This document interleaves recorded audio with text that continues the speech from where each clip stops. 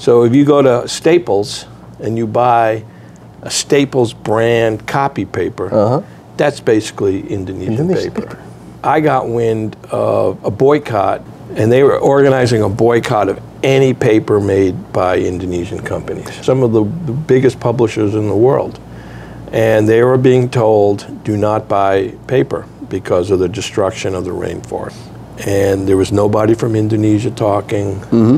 I stood up and said, you know, how come we don't have anybody here from the Indonesian government to try to explain what they're doing?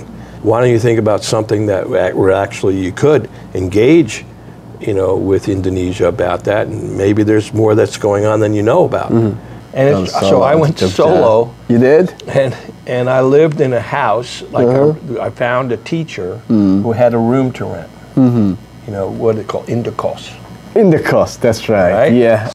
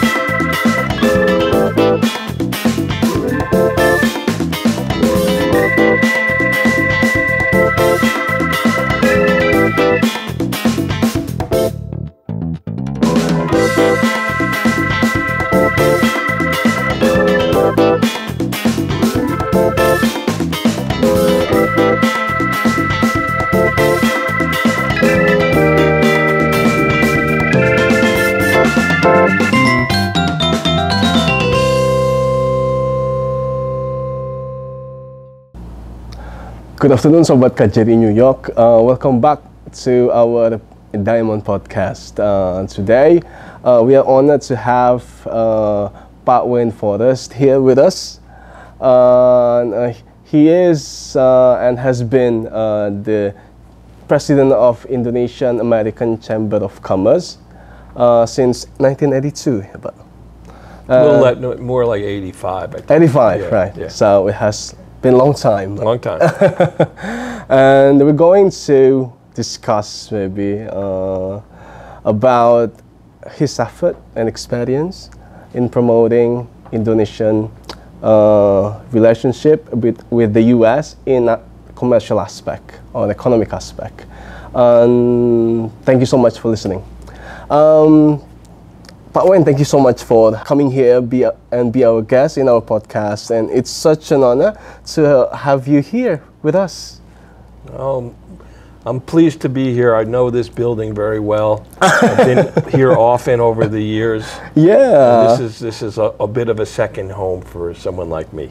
Thank you so much. I mean, like we're pleased to have you here again. I mean, like we did like some events in the past as well, and it's like we now want to have some, you know, insights, discussion of what have you been doing? Have you experiencing in, you know, promoting Indonesian, promoting commercial ties between Indonesia and the US? And for the start, can I just, you know, we want to know what is the highlight or maybe your journey of, you know, doing promotion to promote Indonesian or to promote commercial relation between Indonesia and the US. What is the highlight of your journey, Pak? Some of the highlights, I would say there's more than one. One is seeing that a lot of the efforts of both myself and my predecessors to do some really important things have paid off.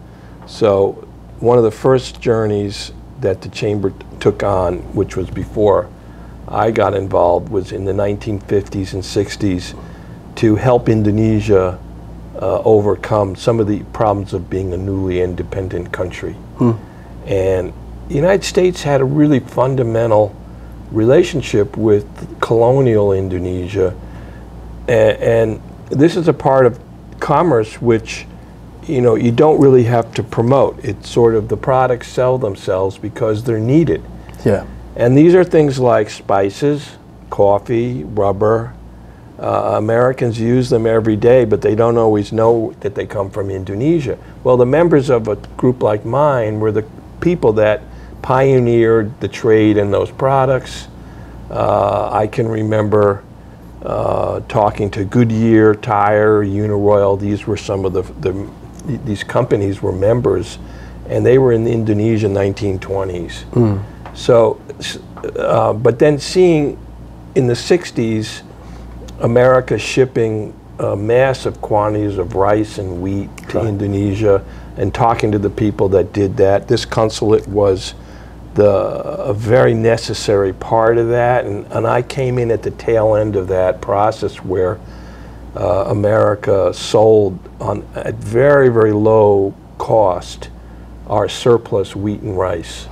And going to Indonesia and seeing the bakeries that came up that weren't there when I lived there, and seeing the health of the people, you know, really increased because they had more protein than just from other crops that they were eating. So that's one big highlight is for me to see the material changes to the life of Indonesia's people, and feeling as an American we had something to do with it. You know, of course Indonesia has more to do with it, but we have something to do with it also. Some of our members can be proud of the efforts that they made to make sure that these kinds of transactions went forward and to everyone's benefit. You know, other things I think I've seen are just the knowledge of Indonesia has grown in the United States. It's still not where it should be, but it's so much better than we started. And we made a lot of efforts to do that, and that often took the Chamber of Commerce into cultural areas and educational areas which you wouldn't normally think were part of it, but we did it. You did it. You know, we did it like about 2004 or 5.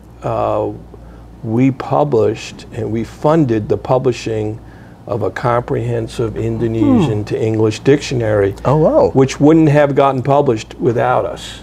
And it was the first new dictionary of its type in like 35 years. Like, how does 35 years go by and a major language doesn't get this kind of translation? That's the problem sometimes that we find, that that Americans don't see Indonesia the same way it should be. But we got that thing published, and it's still being used in Indonesia as well as the United States.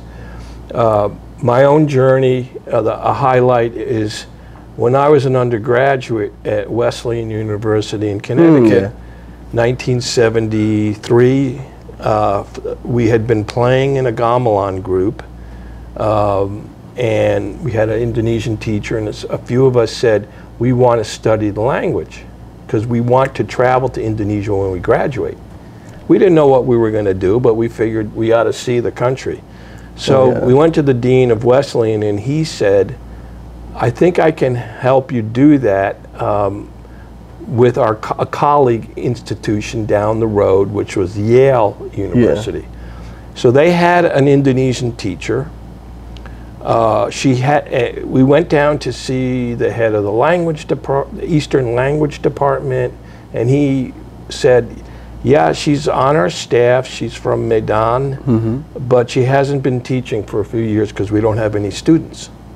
So now if you come with some Wesleyan students, and we can find a few Yale students, and we have a group of 5, we can run the class. And that's what happened. And so all of a sudden we were traveling back and forth to do that. Now today, fast forward, there's like 140 students in the Indonesian language class at Yale. Wow. So quite an improvement increase, yeah. when I was a student. So the kind of connections that I think we see today are widespread. You know, and some of the work of the chamber and our colleague organization as a foundation, you know, that's sponsoring performances and helping to get workshops done by Indonesians in the United States for performing arts. You know, these are all important things to move the relationship closer together. So those are a few of the highlights. You know, we have some other, the education programs we did. We can talk about that, but maybe that's a short answer for your question. Thank you so much, Pak. And I want to emphasize that besides commercial aspect, Pak Wayne also promotes Indonesian culture as well here in New York City and maybe in East Coast area as well. Yeah, in the 1970s, at a time when there was some larger companies involved with Indonesia, a foundation was started. And by large, I mean the biggest oil companies in the United States at the time. Right. And so they were very involved with Indonesia and working together with Pertamina and the Indonesian government. They started the American Indonesian Cultural and Educational Foundation. Right. So it supports scholarships for Indonesian students at the PhD level in the form of travel grants so that they can do their research in Indonesia. And it also sponsors cultural events and cultural programs. There's a filmmaker program that it does. It does a collaboration, helps a collaboration between the Palace of Yogyakarta and Wesleyan University. So a variety of things that it does to help Americans understand the culture of Indonesia. Wow. So, and it's now, it used to be pretty separate, but now over time, it's now under our wing at the Chamber of Commerce. So I can kind of give it some focus. And here and there, we can match some corporate sponsorship with some of these cultural programs, which is great. There was a woman that is getting a PhD and was studying the black pepper trade in Aceh.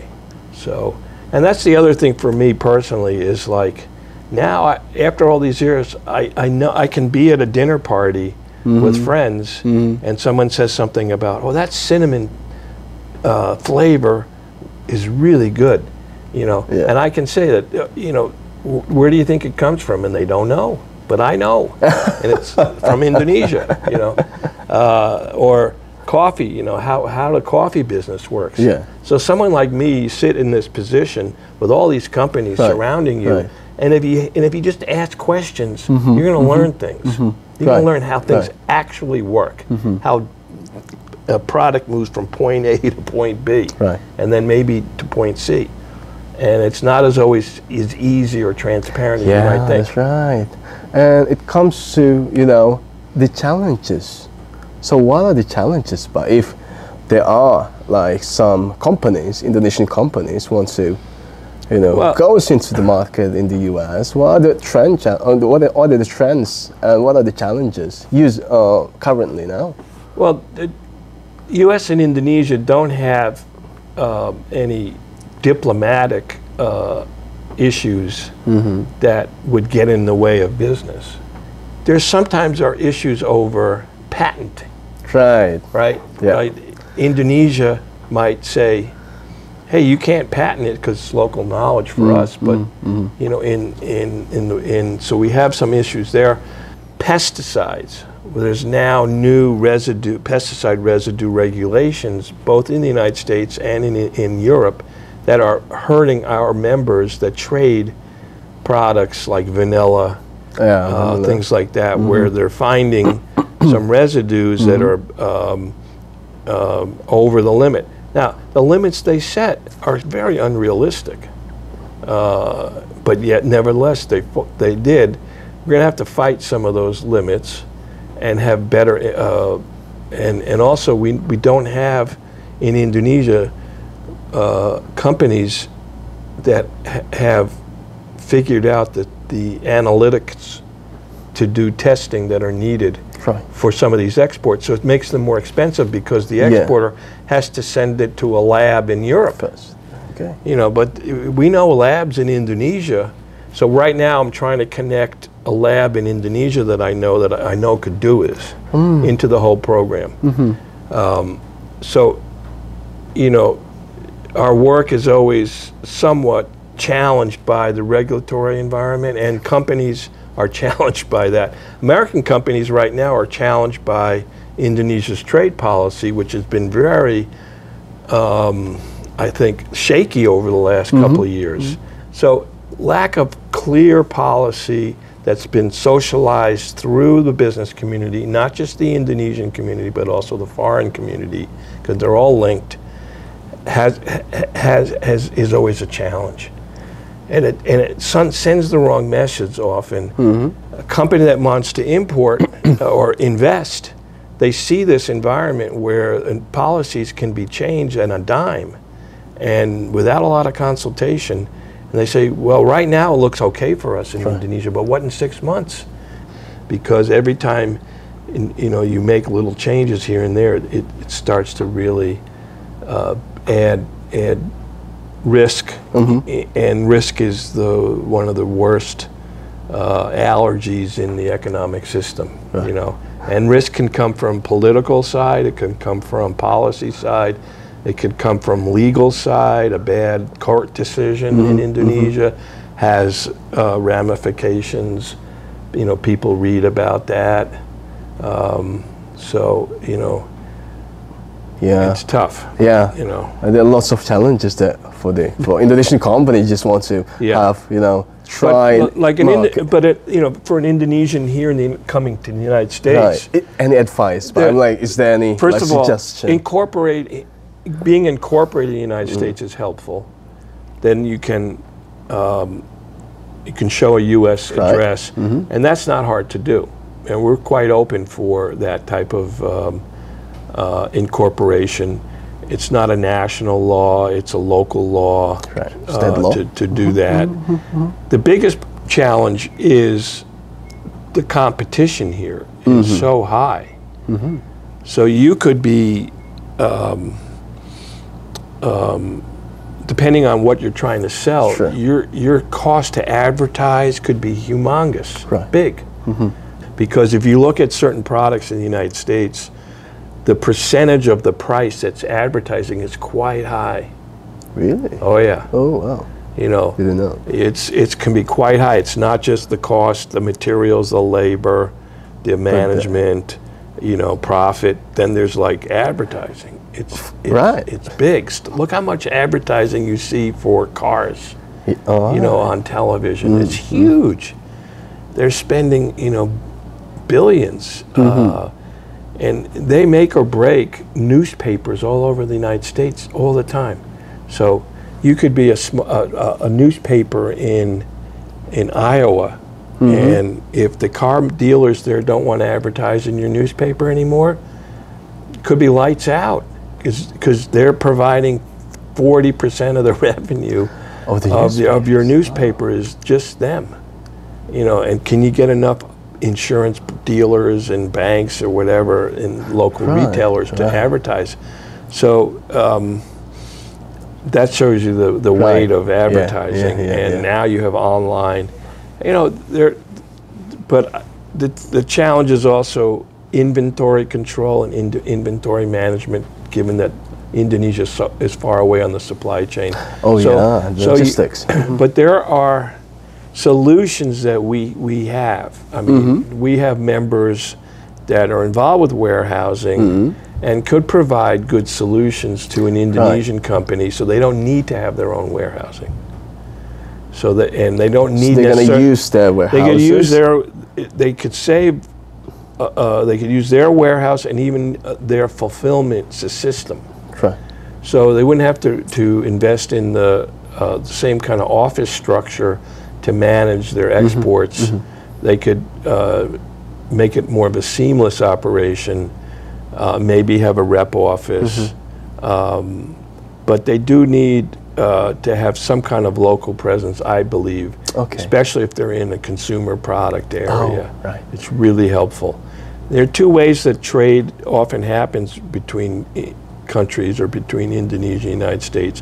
One is an American company seeks to have something made in Indonesia, or seeks to find something in Indonesia or discovers something in Indonesia that they want to have here in the United States. You know, and we've gone through a lot of that already, right? We want to be able to speak to both the American government and to help Indonesian products, and we want to speak to the Indonesian government too. And we want to be trusted as a neutral player either way, as a friend of both, because trade is two-way. It has to be.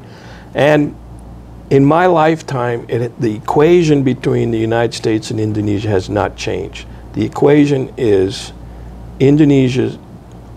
America always buys twice as much in dollar terms from Indonesia as we sell.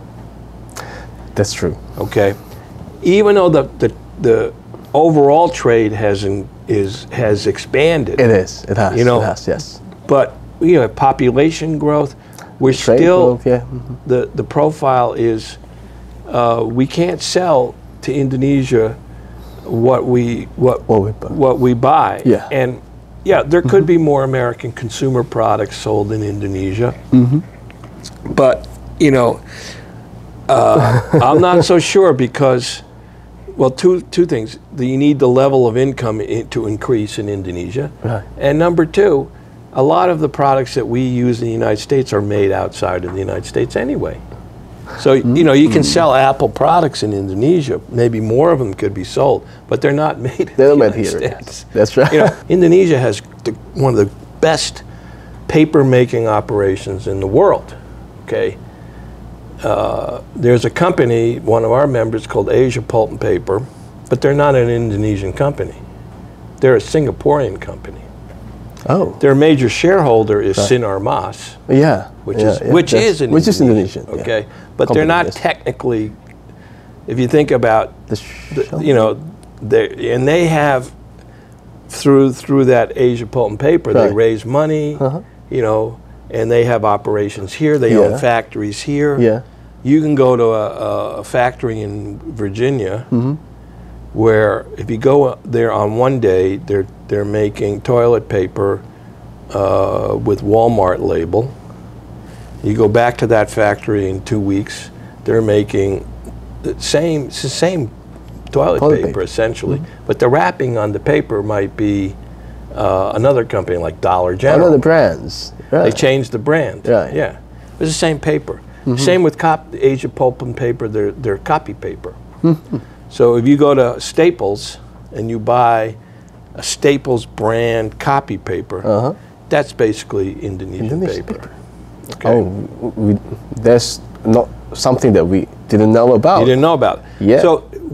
So we fought a challenge about 8-9 years ago on that, because I got wind of a boycott that was being engineered by the Rainforest Coalition, Greenpeace, a few others, and they were organizing a boycott of any paper made by Indonesian companies. They organized. I went to a meeting. Right. I was invited to, not invited, maybe, I don't know, maybe I was invited. I went to a meeting.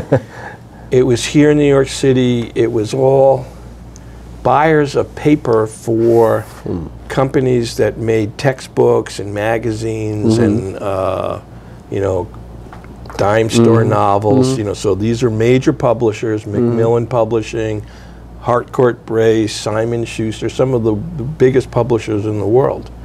And they were being told, do not buy paper because of the destruction of the rainforest. Oh, do not buy paper from Indonesia because Indonesia. the destruction of the rainforest there. Exactly, right? And this was during the presidency of SBY. SBY had just announced a major commitment on climate change to reduce Indonesia's greenhouse gases. He had signed an agreement with the Norwegians a pledge to receive funding to help mitigate the effects of forest fires and things like that.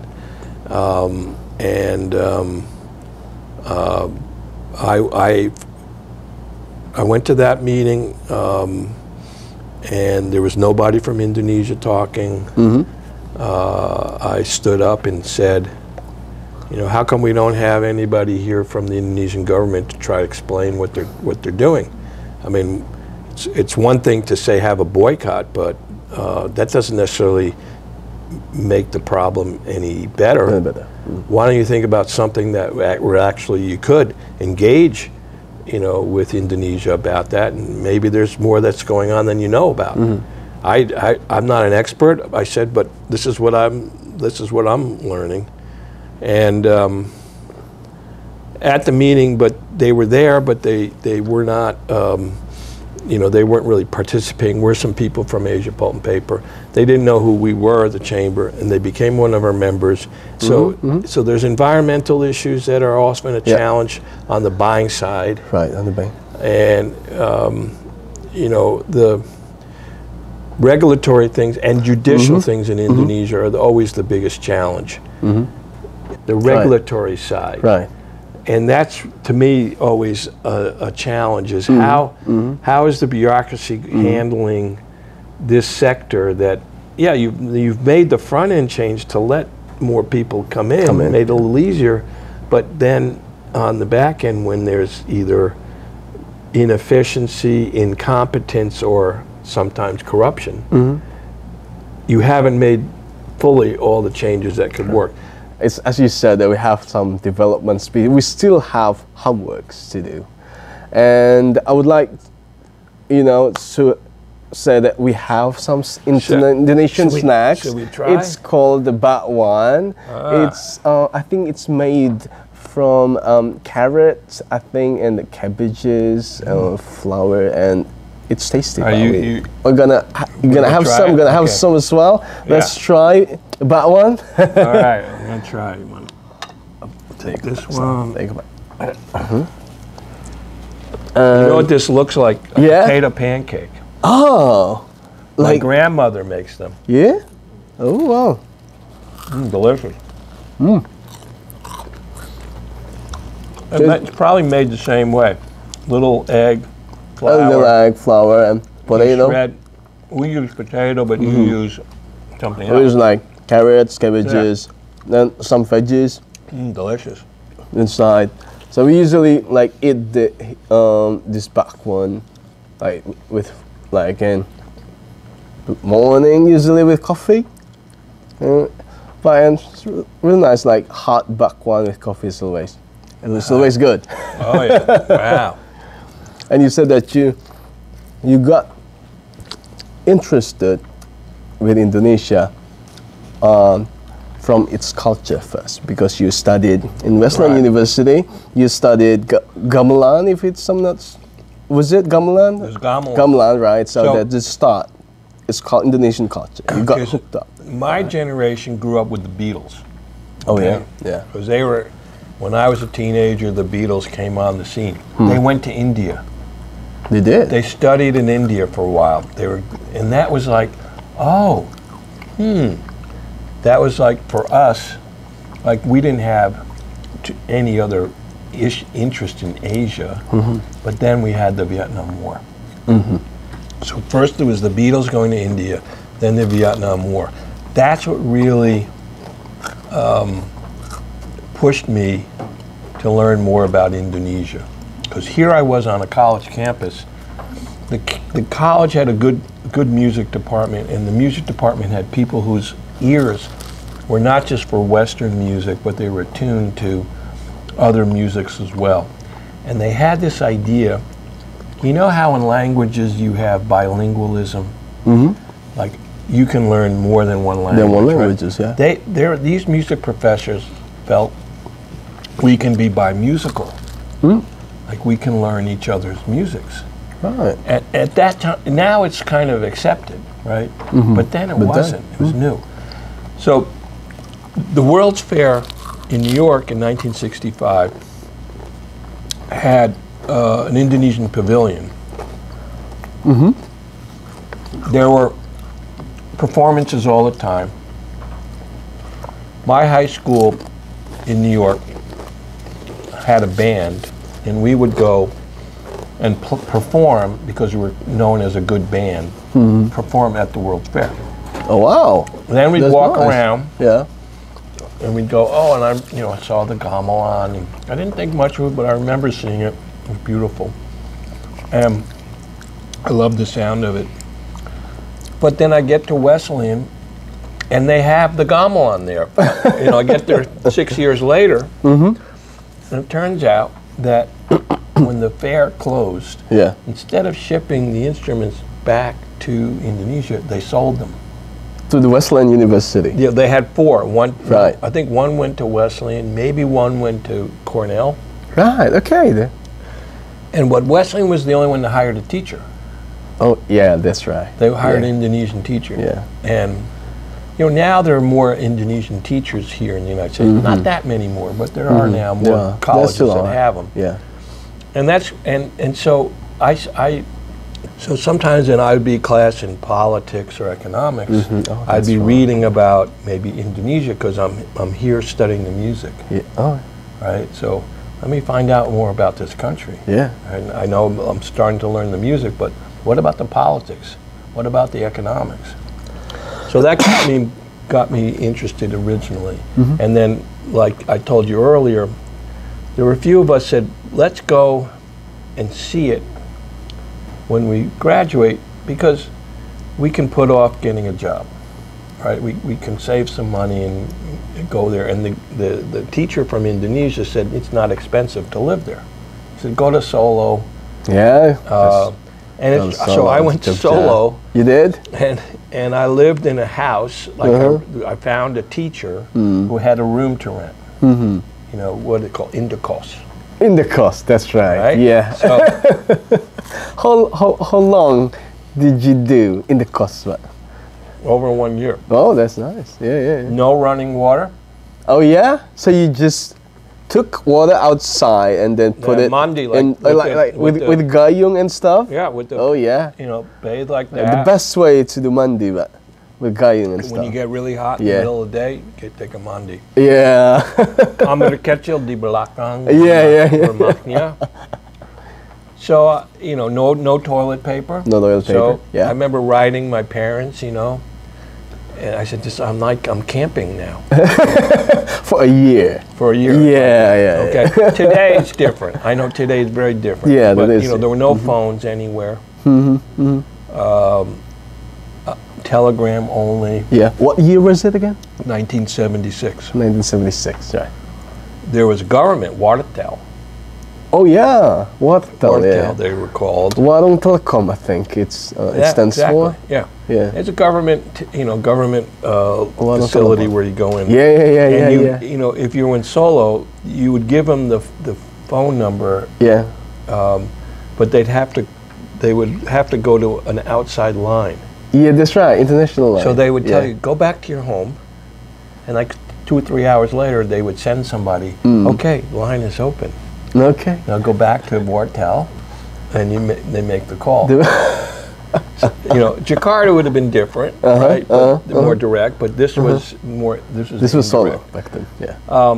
I lived in Solo. I would go to Jogja regularly. I had a friend. We had bicycles. I made friends with someone my age, a musician. We would go to his village by bicycle, and then later motorbike. Oh yeah. After a while, I got a motorbike. Did you ride? Yeah. Do you ride still? I still have a motorcycle. Oh, that's nice. A small one. I just got it 4 years ago because in America, we only have at least until recently big ones. Like Harley Davidson kind big of stuff. Harley Davidson 750, Honda 750, 1500. 1,000, big highway things. Yeah. In Indonesia, you couldn't get anything like that. It was small, 125, 250 cc's, and still like that. So Honda made a Super Cub in the United States in 1960 for the college campus, 70 cc's, 80 cc's. 70. They stopped it and brought it back in 2018, and that's when I You bought it. I bought it. Yeah. And I use it around just home. You know, I like yeah? because it reminds me of my time in Indonesia. Oftentimes I would just borrow one. Oh yeah. You know, from a friend. Sometimes it was a scooter. Like no, they just get the best fun. But for the classic. first, at least for the first 6 months, I only was using a bicycle. Oh yeah. Or beca. Oh yeah. Yeah. Wow. A lot of times I would take a beca. In Solo, bargain. I learned how to bargain. I lived with a family who the father worked for Balai Kota. Balai Kota. The mother worked for. She was a teacher at a Christian school. So she was Christian, Solonese, from Solo, and very religious. Like she would make me pray with her every night. Which I wasn't. You know, but the other thing in her house, she had a picture, a little shrine, right? A picture of a black and white picture of an elderly Dutch woman. Elderly Dutch woman. So she called her my Oma. Yeah. And she said when I was a young girl. So this was in colonial times. Right. Says this Dutch woman in Solo, maybe she was the wife of the resident or assistant resident. Right, okay. They had a program, and I was sent to Salatiga to learn how to be a teacher. So she gave this, shrine in honor of this woman who helped her so much. I see. To become a teacher. Okay. And that's the Salatiga Teachers College. Today it's probably university. Yeah, Salatiga University. So this woman was one of the first of her generation to be, and she taught public school for a long time, Indonesian public school. But then she moved into this Christian school. She was wonderful. But where I learned more Bahasa was not from her, was from the cook. From the cook. Because the Ibu of the home, her Bahasa, because she didn't really learn it in school, was kind of Javanese words, Indonesian words. It jumbles together. Yeah, it was. But I had this formal, Indonesian formal teachings of Indonesians here, right? Okay. And it was closer to the way the cook spoke, who was from Surabaya. Okay. So much so the cook would bring me, meal every morning and every night. There were. The neighborhood had I never had to really leave the neighborhood to get food or drinks or things like that, because first of all the kids would come around to see me because I bought a ping pong table for them. Oh yeah, so they gathered to play? Because we had a little yard, right. And I noticed that, and so I got friendly with all these little kids, and they'd always want to do something, get ice, this or that, and bring drinks. And then there are the sellers that come through, the food sellers. The food sellers, Kaki Lima. Yeah. They were the best. Stop by, in the cars. You still have Kaki Lima? Still do, yes. Have, right? Yeah. I think it's just... In the neighborhood. Classic, yeah. Get satay, get, whatever you want. Bakmi goreng. Yeah.